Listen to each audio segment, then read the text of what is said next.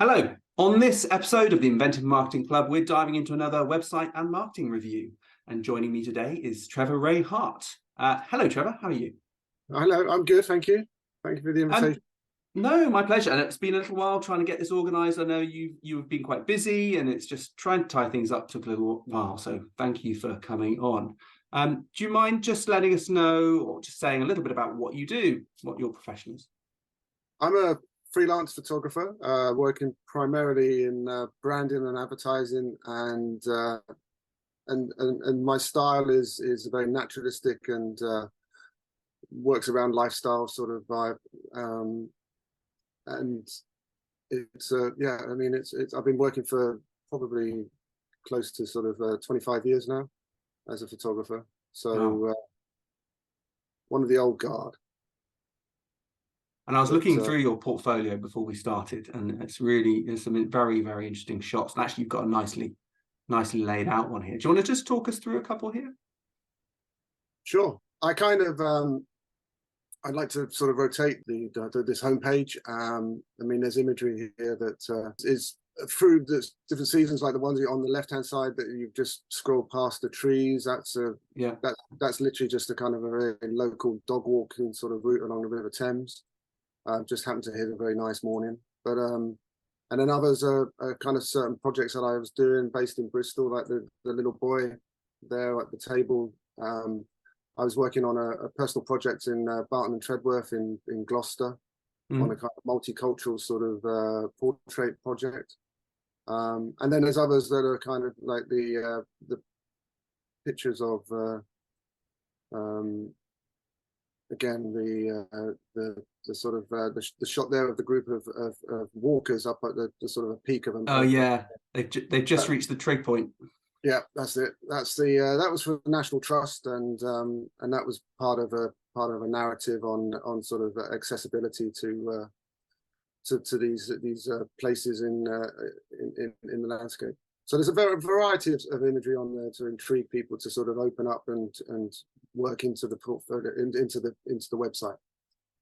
Yeah, it's nice. It really gives people a feel of the varying styles that you can that you can help companies with. I feel that, I mean, so many people in sort of the industry that I work in are very kind of image savvy, and they don't need to see that much, but they just want to sort of get tasters of what you're about.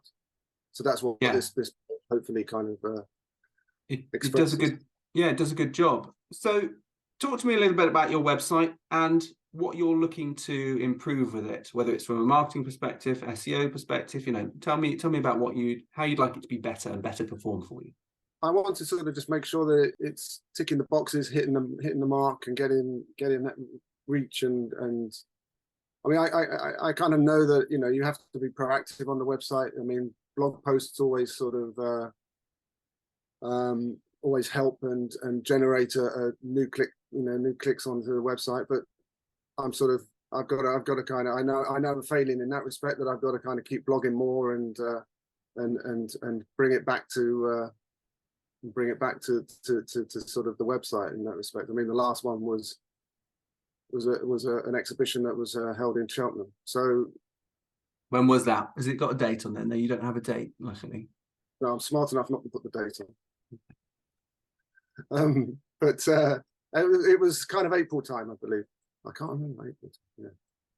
So before there was another exhibition and magazine publications and things like that. So when I feel that there's something to sort of post about, and not just I mean, there's sometimes you can just fill it with content, and that generates a sort of generates the interest. But I know it's kind of like a failing of mine to sort of not do that as much as I wouldn't say it's a failing. I mean, it's does it come down to time? How much time do you have available for your own marketing of your business? I probably have enough time to sort of generate the content and structure myself. I mean, I think it's about structure, and it's breaking down the week and how to sort of spend time doing it. Yeah, exactly. You've got to be out there taking pictures. You've got to be there promoting the pictures and working on the photos, and and scanning the archive. I mean, you can see there's a mess in the background. That's me exploring my archive. And then we like it. We were talking before we started recording how much we like your background. It's like that. It sort of shows almost work in progress. It's interesting rather than just work in progress. Very slow. It's quite daunting to sort of go through your all your neg files and try and work out what you've got.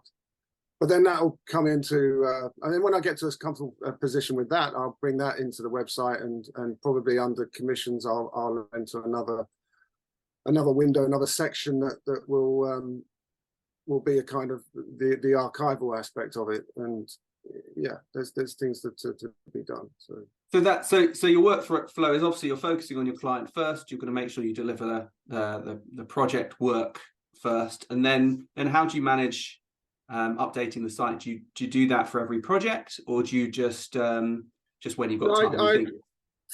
I'll basically do a sweep of imagery after a while, and see if any of them, see if I'm happy with any of them to go up on the website. I don't put every commission up there. Yeah, it's a very selective sort of edit, and I'll just rehash it every now and then and refresh some pages out. Some might be a bit tired, a bit old, and so it's just replace and then refresh it and see what happens. I really like this because it's actually showing how your photographs are used. Because I see you're not doing the artwork for these.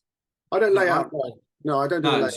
It's the photograph. So I really like that because I don't see that often on photography sites, and we've seen a few, certainly on the club, but also just generally the people I meet and work with.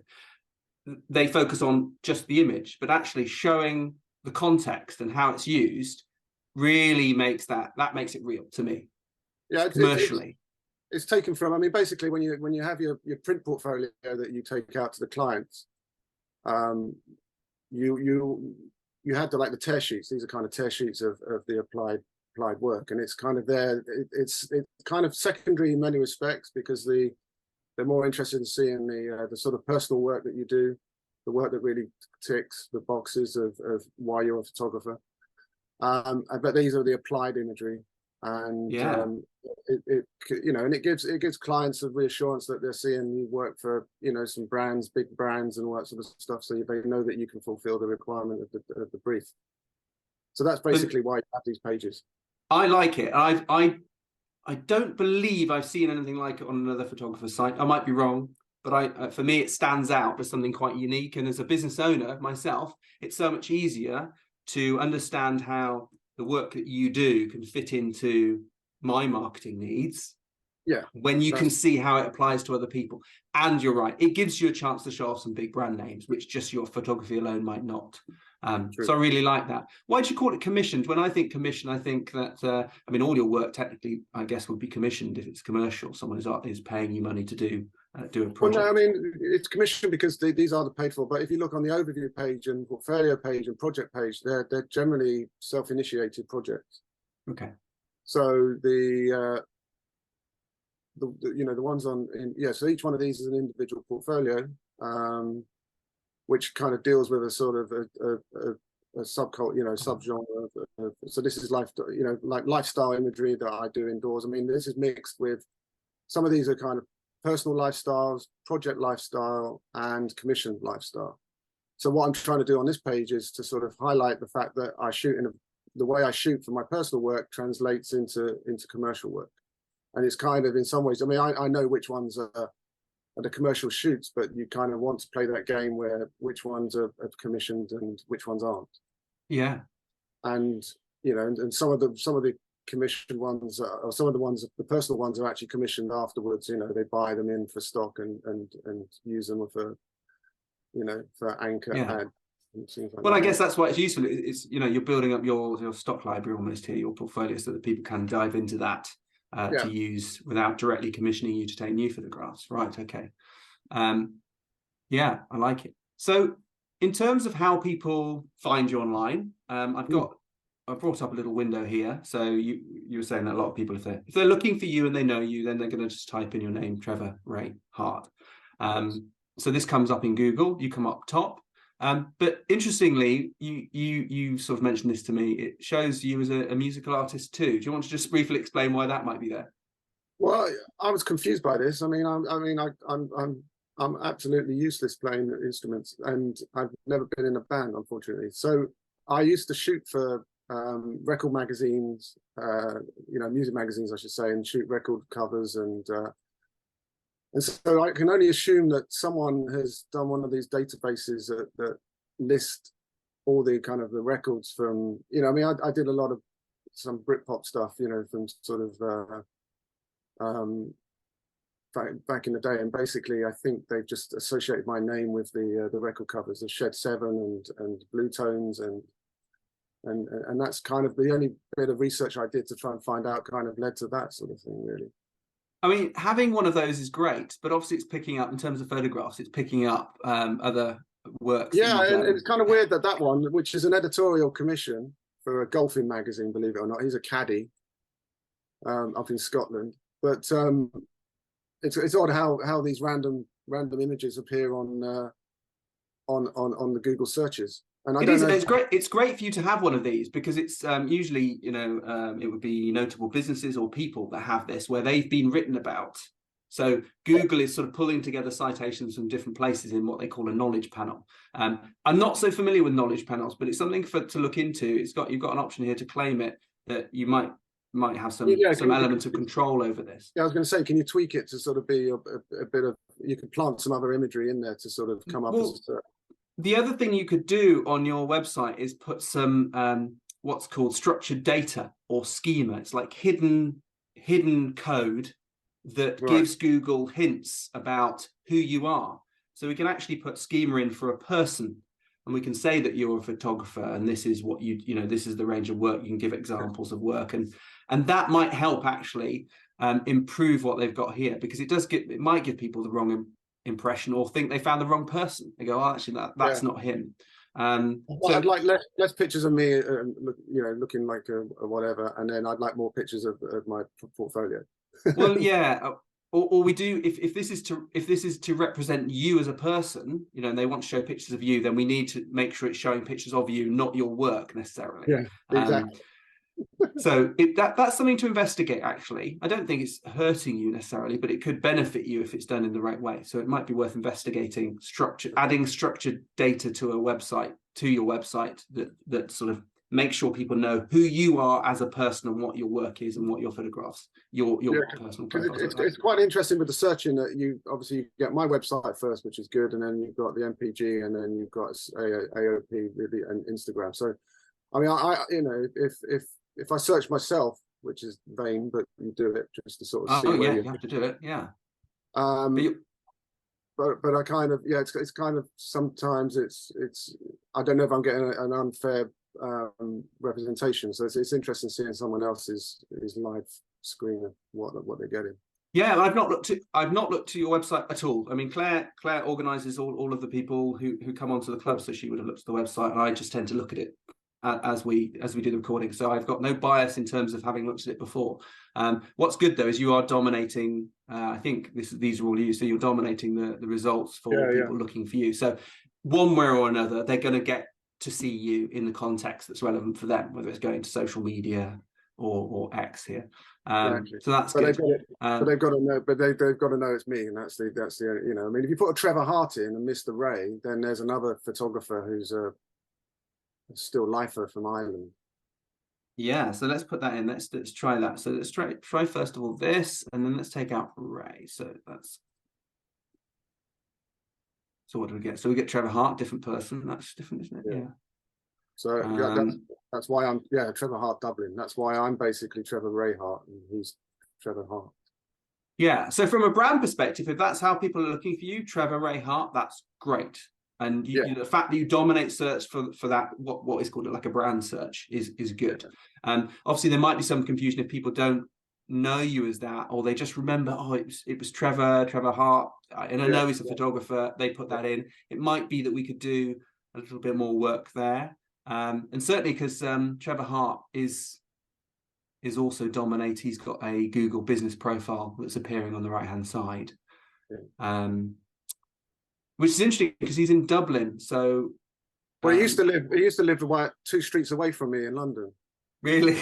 And yeah, and it was a kind of a weird occurrence. Interesting. That's just one of those things. But so that's how 5 years ago I became Trevor Rayhart, and that's what I'm known in the industry as that. So, and it works. So I'm sure it's fine. It just might be for newer contacts. It might be worth doing a bit of work to see if you can boost results for Trevor Hart photographer. I don't think there'd be any harm in it. No. But also, we're very different. I mean, he's a still lifer. Yeah. So he primarily does food and other things like that, and he's not based in the UK. No, and also we're looking at a branded search, so people are actually looking for you. They know your name, so they're only really going to want you. The other thing we'll look at in a minute is just a more generic term. If people are looking for a certain, like a commercial photographer in a certain area, we might have to do a bit of work here. But something I do. Sorry, Trevor, go on. No. That's something I wanted to get onto as well, because I feel that the sort of the terminology, lifestyle, portrait, whatever, environmental, they linking those to me as well would be an interesting sort of. So we'll do that. Before we move on, though, I just want to note. So when we were looking at the previous search, it had the knowledge panel that came up. So it's seeing you as a person, which is good, but also you're a business. And what Trevor Hart Photography here has, he's got a Google business profile as well. I don't know. Do you have one of these set up? No, I don't. Okay. So what this is, it's like a local directory on Google. It's really useful for getting more local searches, particularly for more generic terms. So if someone is looking for a photographer in an area, this is a really good way of doing it. I don't know if you've seen them. It's not showing on here. Let's see if I can bring it up. If we, I see them all the time, and I never associate that's sort of massage Cotswolds. Okay, so the reason, just very quickly, for the reason why I moved on is when you are looking at hotels and accommodation, Google does something slightly different when we're doing local searches, because I think it wants to take a bit more ownership of that, and it's looking more at other listing sites. So what's more relevant to you is actually a more generic business like massage, because then it will actually show the Google business listings. So what we can see here in a local search is the local search panel that comes up, and it shows 3 businesses that meet that query the best. So usually they are both the closest to that area and they have the most ratings. It's a mix of that. There are other signals, but that's the main mix. So ideally, if we want to get you a better search for photographer in an area, really it'd be good to have a Google business profile set up, because then you've got a higher chance of actually coming up. Okay. So we can, that's something to look at really, in terms of getting a Google business profile and making sure you've got the right categories in there for you, and you've got your areas set as well. And I assume that you go out to visit clients, they don't come to see you? No one comes to see me. I tend to do a lot of it's just through email and sending web links and things like that at the moment, really. Okay. There's it used to be a lot more sort of go and see people with portfolios, etc. And but I mean, and it's also the fact that I'm sort of, there's the regional aspect, and there's also a kind of looking on a wider remit as well. So some of the clients I'm sort of working for, not just localized business, but it's not to say that I shouldn't be looking at local ones. Yeah, absolutely. It doesn't stop you going further afield. It's just when you set up a Google profile, if you're not a shop or a business that serves people at that location, you can put areas you serve. So for example, I'm in Wiltshire, near Malmesbury, so we serve Wiltshire, we serve Gloucestershire, Bristol, and various areas around that. I mean, further than that as well. But so that's what you can do. You can put in the areas that you serve. Yeah, I get with kind of people for trying to find out where you're based, and so you're based as a Southwest photographer. So it's good for for the economics. It's basically they know they don't have to pay someone to more travel. The travel, yeah. Exactly. Yes, and ultimately you wouldn't need to go there. And you become, you know, and editorially you became kind of pigeonholed in that respect as well. You work in the Southwest, so you know we have jobs, so it kind of limits your marketplace in some respects. But you're known as a Southwest photographer or something like that. Well, let's have a look. What area is your focus? Let's come a bit more narrow than that. So not Southwest as such, but photographer. What area would you say is your main area? Well, for the purpose of this, let's say Gloucestershire. But I mean, I'm sort of Gloucestershire, Oxfordshire, Wiltshire borders. It's kind of like where I'm situated. It's. Well, you can put in multiple, so you can cover that. Okay, so this is what comes up if someone searched for photographer Gloucestershire or something similar to that. Then this is what's going to come up. My Mac slowed down for a second there. So we've got natural essence, creative depiction and moments. So they're coming up because they're perceived as close to actually Gloucester itself, the town. And they've got quite a number of reviews here. So 63 for the first one, 33 and 89. Maybe they're newer or they're further away. Let's have a look. Moments. So well, they look fairly close to each other. So I'm not sure why that isn't further up. Maybe they've only got those reviews more recently. There's many factors. So that's the sort of thing that you might be competing with. Yeah, but they're primarily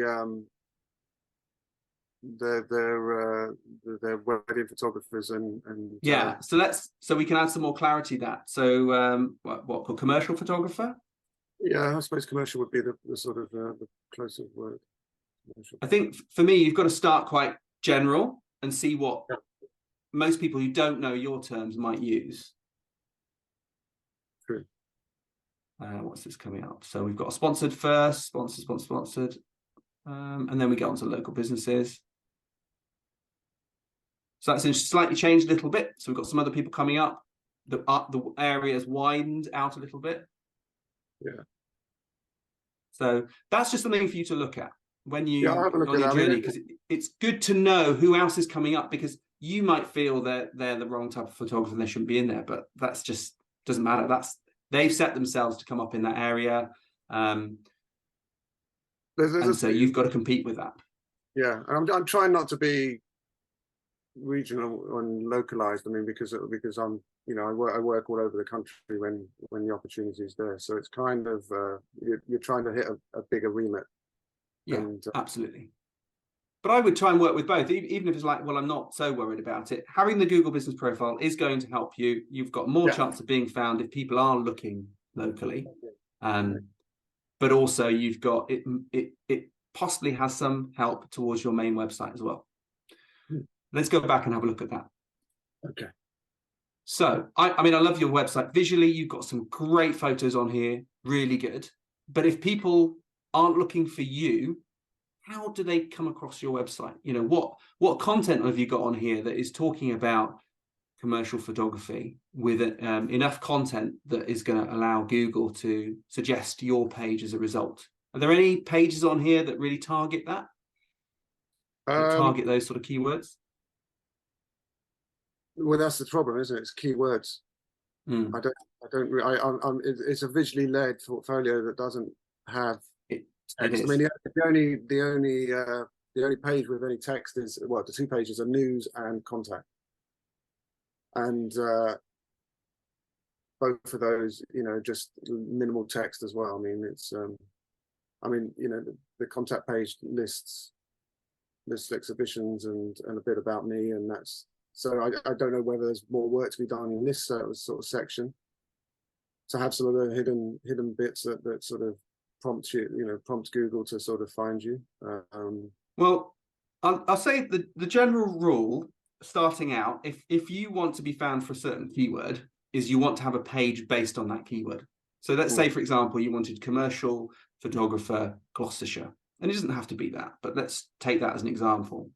Then we'd need to create a page that has those words on it, or words that are similar to that are within that topic.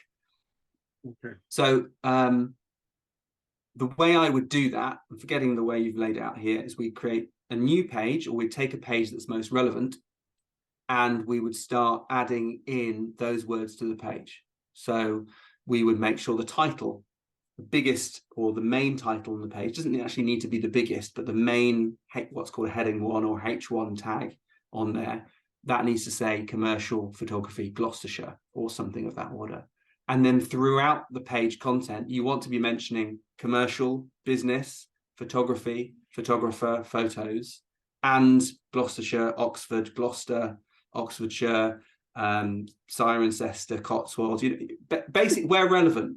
And so you've got to add all of that content in, and you probably, I don't know how many words you would need to do that. It depends on your competition. So there's a piece of a bit of work that would be worth doing for you to search for commercial photographer Gloucestershire and have a look at these ones that are coming up and look at why they are coming up. What words they're using on their page, how they're using them, what text, because they're your competition. They're people who are coming up for those more generic keywords. And so how hard you have to work to optimize your page is determined based on how hard they've worked, how good their pages are. So it's difficult to say. I don't want to look at these because we'll give them too much credit. We're focused on your website. So that's something that would be worth you doing a search for these general keywords and having a look at the competition, seeing who's coming up, and then ideally creating a page for that. Now, those pages don't need to come up in here in your main menu, right? But they really should be quite well linked on the website. You don't want them to be hidden because Google won't find them, so that's pointless. But they don't need to be in the main menu, but you could have them in the footer down the bottom. You would need to make sure that key pages on your site link to them. So let's say your commissioned page, you'd want to make sure that that links through to your commercial photography, somewhere probably quite high up. You could try at the bottom to begin with, but really you'd want it quite high up on the page. Just a short line talking about commercial photography, and that links through to it. News items that you've got in the text here, if this is relevant, so that's Cheltenham, so that's where you could have a link ideally within the first paragraph, but on this page somewhere linking to your commercial. So I should have put 16 gallery Cheltenham curated exhibition, and that would basically link in if that was on the header. It would be great, because that what happens then is, even though it's not a page that people are going to land on, you're making this page more relevant to photography and Cheltenham, which is both relevant then to your new commercial page if you were to make one for that area. So you're making your whole site much more relevant to the areas that you serve. Okay. And again, I would start in a smaller area and then work out from that, expand out from that. And it's not going to stop you getting work from further afield, but it will help you get more work in the local area, which may be a preference. It might not be, in which case you just got to look at the keywords you're using. I kind of work, I suppose I've worked in the past, or I work in the respective start wide and then narrow it down sort of thing. I'm doing the opposite from what you're saying. I'm still trying you can do it. It's just easier to do it the other way. But either way would work. If you want to keep it wide, then the news items are really useful for that, because you can talk about the different things you do in different areas. So certainly mentioning the location in here would be useful. If you don't want to put it in here, you can often just put it in the title. So you see where I'm hovering over the tab of my browser, that is created from the meta tag, meta title. And depending on how you edit your website, you edit that in different ways. It's usually the SEO title or page title. If you change that, you can just put Cheltenham in there, or Gloucestershire in there, and that helps. But the key thing really is what you want to do is build up what's a main hub page for your keyword, which is all about that keyword. It's demonstrating your expertise, it's showing off testimonials of people, and it's linking through to relevant examples and case studies for people to see, and it's got a call to action. It's got something at the bottom that says, are you interested? Get in touch, and that links you to the contact page, or maybe just has a telephone number or form directly on there. That's our main hub page. And then you create other pages, which generally tend to be news items, but they could be done in another way. you have these other pages of spoke pages around that are talking in and around that same topic and then linking through to it. So what we're doing and saying to Google is, here is a page on our site that's important, and it's important because we're linking to it. We're sending lots of things through to it.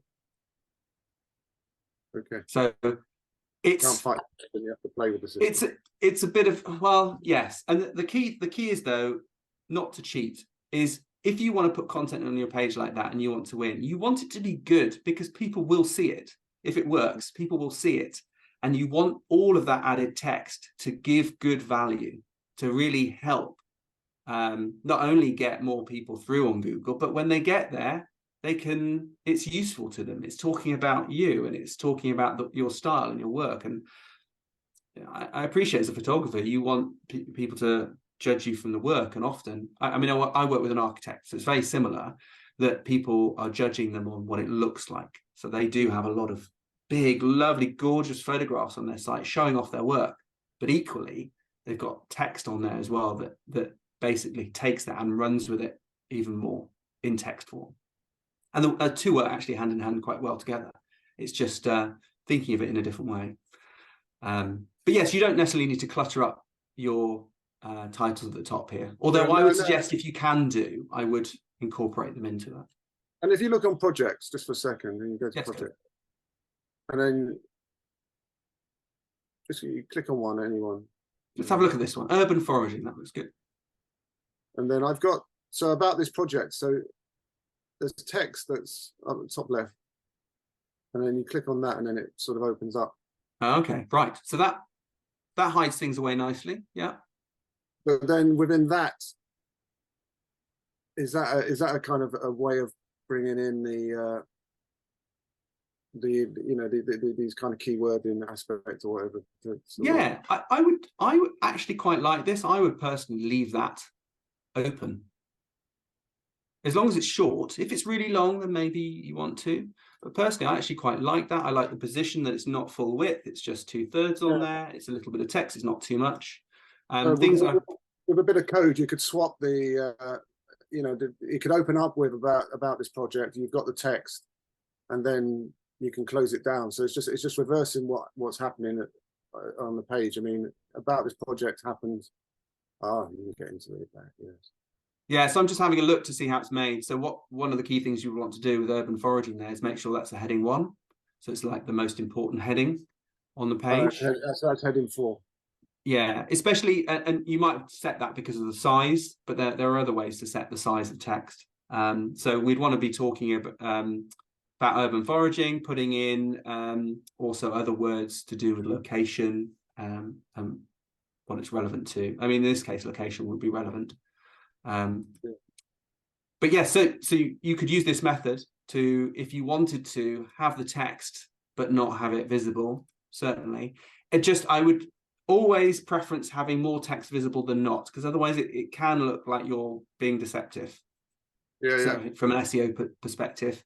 I know all that, but yeah, I mean, visually you do it because the key factor is the imagery, getting into the pictures straight away. I know exactly where you're coming from. If you get intrigued by the imagery and you want to know a bit more, then you read the text and the subtext and all that sort of stuff and the content. But I mean, it's worth trying. Well, something I'd look at, just to finish off here, something I'd look at is have a little bit of text at the top with a title, clear title, little bit of text at the top. Are you then able to put more text down the bottom? Probably. So below the images, can you then put more text down there? I think you might be able to. I'll have to have a conversation with a man who knows. Well, that's what I would do. I would have a small bit at the top that is your first paragraph, which is quite important. Then you've got the images, and then you can have some more paragraphs of text that explain the project, that talk about the project, maybe look at some challenges that you had in the project. I mean, that's always really interesting, but also adds a lot of content that's quite useful. It's very much like how, when you're on Instagram and you get a 2-line intro into a subject, and then it says more, and you click on more, and then you've got a kind of expanse of text to read. I mean, you could bring that as a design aspect. You could bring that into this anyway. I mean, or you could change about this project to titled, changed it to urban foraging and the. That's what I would do. Yeah, I'd get rid of about this project and just have the title of the page there. Yeah, I mean that might be a key way of working it. Yeah. So just to wrap this up, I mean, you've got a lovely site, lovely photographs. What we'd need, so you're not shy of that, which many sites are. They really lack the design angle. I think you've got that. What we need to do, if you want to succeed in more generic search terms, is to first do some competitor research. So just like what I've done here, and go and find out who's coming up, who you've got to compete with. Have a look at their websites, understand what they're doing, and then try and add that into your site as a main page for each of those keywords. That's in essence. I can actually send you some links. We'll make sure we put them in the club notes, but I've got some links of just some other club videos and some free videos which just talk about SEO, and it'll just run through and remind you that again. But you can watch this video back again and we'll give you some advice. They're the key things I'd do. The other thing is just to look at your personal profile and maybe see if you can put some schema on the page to say who you are and what you do, just to maybe alter that knowledge panel, and also to get a Google business profile, because that will help with local search as well. And I think that would be a good first step. It's not necessarily going to get you onto page 1, but it's going to start moving you there. And then just to finish, what I'd say is just to measure all of this, and I don't know, maybe you can get your web guy to do this, is make sure you're set up on Google Search Console.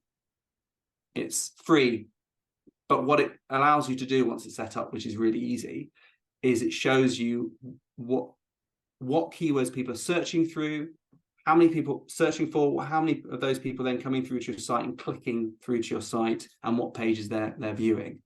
And so it gives you a really good idea of how well you're doing when you're making changes to your website from an SEO perspective. And it's critical, really, that you get that set up, see where you're performing or how badly you're performing, do the work, check a month or two later, and hopefully you'll start to see some improvement. Okay, cool. That's great.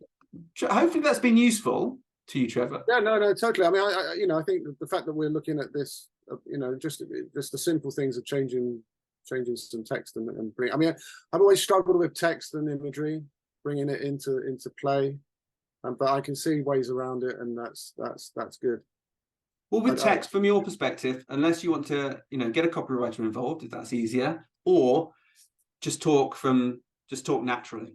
Yeah, no, just be you. Yeah, don't do what a lot of people do and talk in very high level, boring, dull business terms. Just speak the way your photos do in your language. That's going to come across so much better. And then all you need to do is just inject a few keywords in there as well, just to get started. No, that's the smart part. I mean, it's I can't talk in any other way apart from the way I'm saying. Yeah, and it's so much more interesting as a reader. They're going to read it and they're going to see your personality come across. That's so much more interesting than having very dull business talk in there. So yeah, absolutely do that. And once you've done it, maybe come back on in maybe next year, once you've had some time to do some work on it, and you can see those improvements. Maybe come back on and we'll take it a bit further. Thank you. That'd be great. Yeah, more than happy to do that. So where's the best place for people to find you? I guess going to the website, trevorrayhart.com. trevorrayhart.com or Instagram, Trevor Ray Hart. I sort of, or LinkedIn as well, which is Trevor Ray Hart.